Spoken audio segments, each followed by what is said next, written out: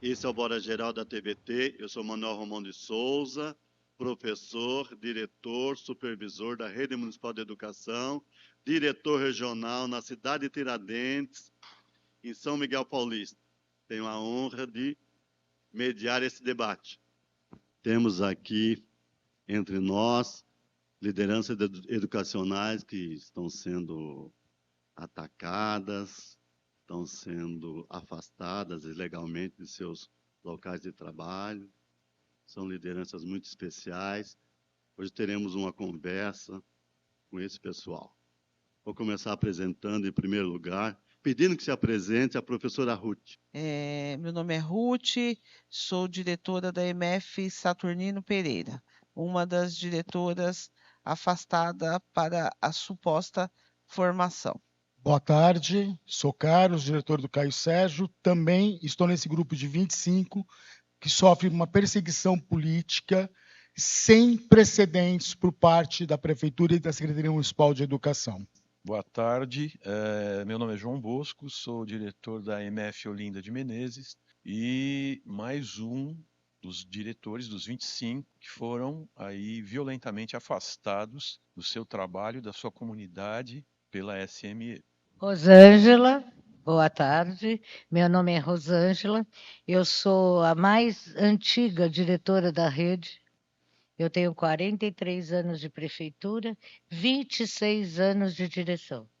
Eu estou também entre os 25 afastados de forma injusta, de forma ilegal, de forma perseguitória e assim condeno todo o tipo de arbitrariedade que existe em qualquer setor da vida da gente. Então nós estamos aqui não só para protestar, mas para a gente ter o nosso direito assegurado, garantido, e para a gente ter a nossa dignidade, né, mantida por nós, o respeito. Boa tarde, Cláudio Neto, diretor da Escola Espaço de Lutita, né? Eu queria agradecer ao mandato do vereador Rodrigues, aí na figura do professor Manuel Romão, né, da Jordana, da Luísa, de toda a equipe que tem nos apoiado, né? A equipe técnica que está também organizando esse debate, agradecer ao Sindicato dos Químicos e à TVT, né, por nos oportunizarem, né, de esclarecer um pouco sobre esse processo violento, brutal, que 25 diretores estão sofrendo aqui no município de São Paulo, né? Então, poder estar aqui para falar sobre isso, o que significa, né? Qual é o risco que se tem para a democracia brasileira, né? Para o direito, né? O direito administrativo, para o direito, né, das pessoas, para tão chamada aí, né, estabilidade jurídica. Então, esse é um momento importante para a gente poder dialogar com a sociedade paulistana e dizer o que de fato está acontecendo e o que o prefeito, né, Ricardo Nunes e o secretário Fernando Padula estão fazendo é um ato de violência, de atentado contra a dignidade dessas 25 pessoas. Na verdade, essa é uma situação inédita. Eu estou há muitos anos na rede, me aposentei, mas nunca vi diretor ser afastado para fazer curso. Eu vi diretor ser afastado na época do Jânio Quadros como punição por não ter entregue uma lista de professores para serem punidos. E agora, pela primeira vez, desde a década de 80, isso ocorre. E para mim é uma surpresa, e como para muita gente também. A primeira questão diz respeito ao processo de afastamento. A administração alega que as unidades educacionais que vocês dirigem têm um IDEB baixo. Mas analisando um pouco a situação, tem o IDEB, que é Índice de Desenvolvimento da Educação Básica, tem o IDEP, que é o Índice de Desenvolvimento da Educação Paulistana. Eu queria saber quais desses índices foram considerados. E também eu queria saber como é que as escolas estão sem vocês, que já faz um determinado tempo que vocês estão afastados. Como os alunos, como os professores, as professoras, os pais, os profissionais de que trabalham lá na escola, como eles estão vendo e como eles estão experimentando a ausência do diretor de escola na unidade. Até onde eu sei, por mais de 30 anos eu trabalho na rede, o diretor é uma figura central na unidade educacional e não fora dela. Então, gostaria que vocês comentassem os critérios para o afastamento e como as unidades educacionais estão hoje, sem vocês. Nós fomos chamados individualmente na Diretoria Regional de Educação para que nós tivéssemos uma conversa individual com a diretora regional da Adre Butantã. A minha, no caso, é a Adre Butantã. Nessa conversa, ela expôs que nós teríamos um curso, né, para reciclagem, para aperfeiçoamento, não deu maiores detalhes como que seria, e, claro, todo curso é bem-vindo, né? Toda formação é bem-vinda, porque nós vivemos fazendo extensão universitária, extensões universitárias, nós vivemos fazendo doutorado, pós-doutorado, a gente está em contínua, né? Em contínua formação. E ela, mais uma vez, eu falei, nossa, que legal, né? Uma formação é bem-vinda sempre. Aí ela disse que nós não teríamos prejuízo de vencimentos, eu também não entendi por quê, porque se a gente vai fazer a formação, não tem que ter prejuízo de... Né? Mas eu não sabia que era nesse nível, né, essa formação. E isso ela não nos passou. E que teria uma pessoa na escola escolhida por ela, para que assumisse algumas atribuições da parte pedagógica para que os ADs não ficassem sobrecarregados, que seria um terceiro AD. Falei, mas terceiro AD? Isso não está previsto em lei. Não, vai sair uma portaria, vai sair. Mas portaria e instrução normativa não modifica a lei. Né? A lei é modificada através de um decreto, e a gente sabe disso, nós somos todos diretores, né? Diretores de escola, e conhecemos leis. Mas eu saí de lá até com expectativa boa, mas só que não era isso. Atrás disso estava todo um movimento para que os profissionais fossem afastados, os diretores fossem afastados pelo tempo até dezembro, com 7.700 horas, acho que era isso. 1.770 horas, e que nós só estaríamos na escola uma vez por semana para assumir toda a parte legal que ninguém pode assumir. Ninguém pode assinar pelo diretor, né? São coisas que são atribuições do diretor. Então, eu falei, mas se a gente vai estar fora da escola, por que a gente vai assinar uma coisa que nós não participamos? Então, já começa tudo errado por aí. Mas, né, fui para a escola, aí começaram os movimentos, né, do que era mesmo. E o que coincidiu justamente foi a questão do liceu, a construção das 3 escolas, né, e a privatização, que a gente sabe que isso é o grande objetivo atrás dessa punição dos 25 diretores. Nós estamos nas áreas com maior índice de vulnerabilidade, as nossas escolas têm os maiores índices de vulnerabilidade, mas também tem o maior índice de voto, né? Eles votam, tem famílias atrás disso, 110 Paraisópolis, tem 110 mil. Então, a gente sabe, tem especulação imobiliária, tem a construção da avenida que vai passar por dentro de Paraisópolis. Então, quando você começa a esmiuçar as intenções, você vê que foi realmente uma questão política, como o Cláudio já disse. Mas, de pronto, nós entendemos o que estava por trás. Né? Porque falava, olha, nós estamos antecipando uma publicação no Diário Oficial, e aí para que vocês não sejam pegos de surpresa, e aí nós entendemos. E dali, imediatamente, nós começamos um movimento que eu acho que, em menos da metade do dia, o município já estava a rede, né, já estava reagindo ao que estava posto nesse processo. Aí nós questionamos imediatamente, falamos assim, olha, isso não confere, porque essas não são as escolas com menor índice, se esse fosse efetivamente o critério. Depois, nós identificamos que, além desse critério, nos foi colocado que era porque nós estávamos há 4 anos, há mais de 4 anos dentro da escola, e não tínhamos licença médica, como se o servidor tivesse que ter licença médicas para provar a sua competência ou incompetência, né, segundo essa lógica do critério deles. E aí nós falamos, não, isso não é real, né?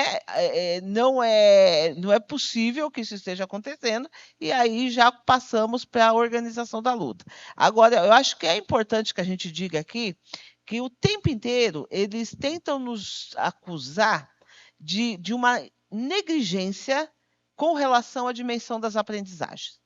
Isso é mentira, porque se tem uma preocupação que as nossas unidades têm, é com a dimensão da aprendizagem.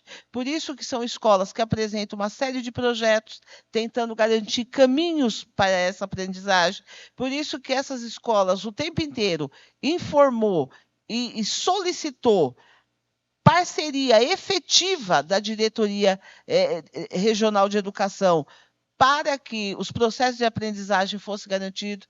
Por isso que essas escolas sempre solicitou e apresentou a deficiência dos serviços de saúde, o serviço de proteção integral dessas crianças, que dificulta, e a realidade perversa que nós convivemos. Né? Então, a escola que eu sou diretor, o Saturnino Pereira, está há um tempo e agora tem, a partir do dia 15, toda a comunidade da Souza Ramos e da Estrada de Iguatemi tendo que desocupar. São 60% a 70% dos alunos da escola que serão despejados pela política do governo do estado e pela política municipal. Então, é dessas realidades que nós estamos falando. E é mentiroso, é mentira, é falsidade, falsear a realidade, dizer que esses diretores nunca se preocuparam. Tanto se preocuparam que o tempo inteiro nós estávamos cobrando políticas públicas. Então, isso que o Carlos nos traz é muito importante. Nós entendemos essa ação como uma perseguição política. Política porque sabe do nosso posicionamento dentro dessas realidades que nós ocupamos. Acho que está bem completa a fala que teve, mas eu acho que cabe se destacar que essas 25 escolas, ou entre essas 25 escolas, que eles dizem que por conta do IDEB e do IDEP, e que nós não estamos há mais de 4 anos sem licença médica, um dos 25 está há 2 anos afastado tratando saúde. Então, assim, nem a desculpa que nos tirou consegue se sustentar da forma que foi. Há de se destacar também que esse tipo de avaliação externa só tem uma serventia, a punição, porque ela é incapaz de mensurar o desenvolvimento humano que crianças periféricas, pretas periféricas, que são negadas, que são violentadas por essas gestões de direita, de extrema-direita, sofrem, conseguir emancipar. Nossas escolas têm reconhecimento público e das nossas comunidades. Por isso, na sequência do que aconteceu, em todas elas eclodiram manifestos de apoio e solidariedade e principalmente de indignação com o que estava ocorrendo.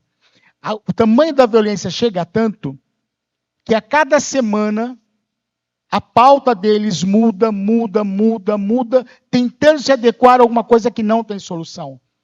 Porque não é formação. Na verdade, nós estamos em exílio político.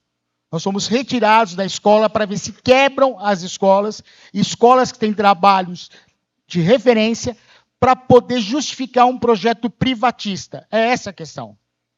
A questão é pegar o modelo de conveniamento com o liceu e estender. Sendo que esse convênio está sendo discutido junto à justiça a sua legalidade, com parecer negativo, falando que é ilegal, inconstitucional. Vamos aos comerciais, a gente volta já já.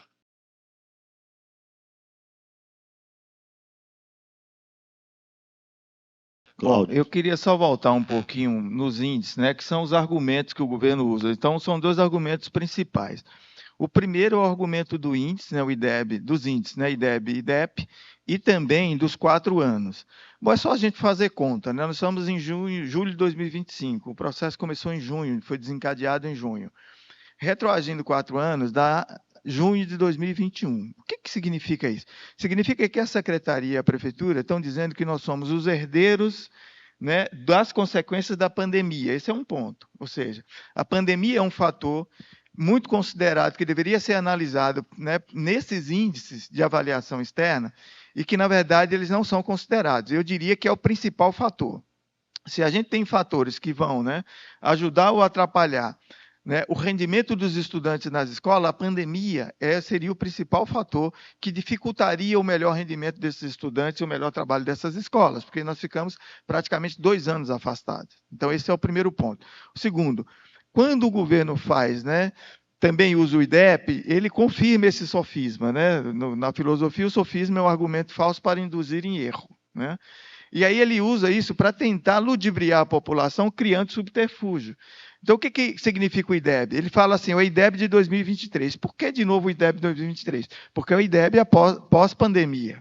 Então, significa que o fato das crianças e adolescentes terem ficado 2 anos fora da escola não significou nada do ponto de vista da aprendizagem, né? E esse é a maior armadilha que o município de São Paulo está, né, empregando para esses 25 diretores.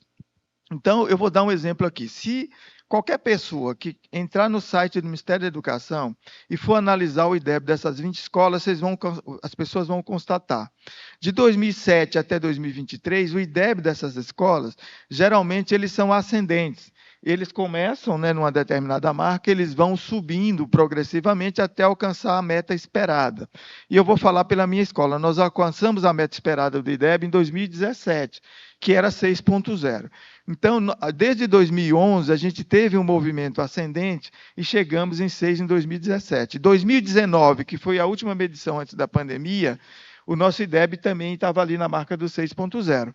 E aí vem a pandemia, evidentemente, né? A primeira medição foi 2023, a gente cai de 6.0 para 4.8, ou seja, foi uma queda de 1.2 do IDEB.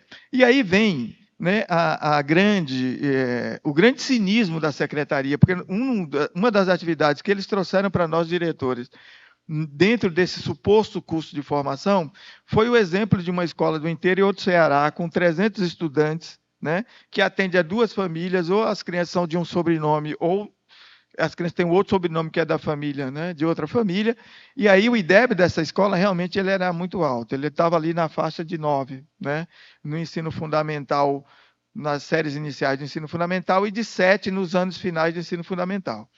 Perfeito. Só que aí vem a pandemia, em 2023, quando esse diretor, né, ele faz a apresentação da escola dele, que a gente pergunta qual era o IDEB de 2023, que era em função do IDEB de 2023 que nós estávamos nessa situação, o diretor disse que não sabia. Bom, a gente foi pesquisar e eu fui, né, saber qual era o IDEB dessa escola, que era 9 nos anos iniciais e 7 nos anos finais. Antes de 2023, eu fui ver em 2023. Pasmem, os anos iniciais de 2023 não tem nota. Como muitas escolas que foram incluídas também não tem nota. Por que não tem nota? Porque se os estudantes não têm uma frequência no período de medição, quando eles vão fazer a avaliação, de 80%, essa amostra é considerada comprometida e não dá para considerar. Então, não se tem nota.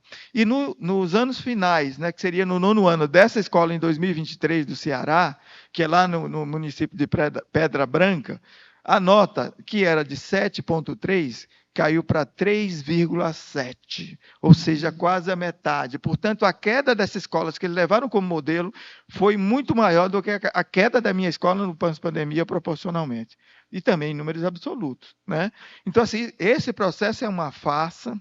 O que está por trás é isso que já foi dito, é um processo de privatização que quer pegar determinadas escolas, porque ela tem suas características, tem diretores que são liderança, tem um trabalho, né, orgânico no território e eles precisam começar o desmonte por essas escolas. Então, a gente precisa esclarecer. Então, mesmo o IDEB não justifica, porque o nosso IDEB não é o IDEB 2023. O nosso IDEB é uma série histórica de 2007 a 2023, que é o ano que foi criado o IDEB 2007, e chegamos em 2023, que foi a última medição.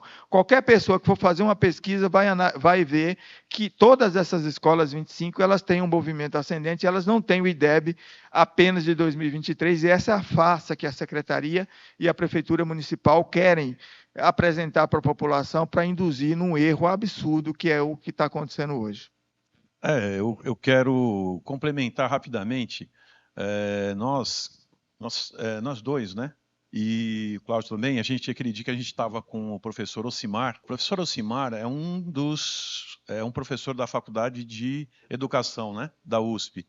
E ele é um dos defensores das avaliações em larga escala e do IDEB. E ele disse pessoalmente para nós, né, ele é uma referência, e ele disse para nós que o primeiro princípio das avaliações de larga escala é não ranquear e não punir baseado nas notas do IDEB, porque eles não foram feitos para isso. A Ruth vai também acrescentar um novo dado. A segunda questão que você nos trouxe, né, sobre como que está o andamento dessas escolas. A princípio, não era para estarmos em nenhum dia na escola. Essa era a primeira proposta, né, que nós não estaríamos mais na escola, que eles estariam mandando um outro profissional escolhido pela diretoria de ensino para ocupar ali o cargo do terceiro assistente de direção, e nós estaríamos totalmente afastados. Depois, diante da repercussão, não, vocês vão estar um dia. Porque tinha uma questão, porque nós logo colocamos, quem assinará a documentação? Nós continuaremos responsáveis pela escola? Então, nós estamos, né, afastados da escola e respondendo pela escola, porque toda a documentação nós que temos que assinar, nós que temos que acompanhar, enfim, lidar com questão de verba, essas coisas todas. E é importante dizer que nesse processo, né, eles deram essa suposta recuada de um dia por conta dessas dinâmicas todas, tentando, né, fazer os arranjos necessários para que o projeto deles fosse à frente.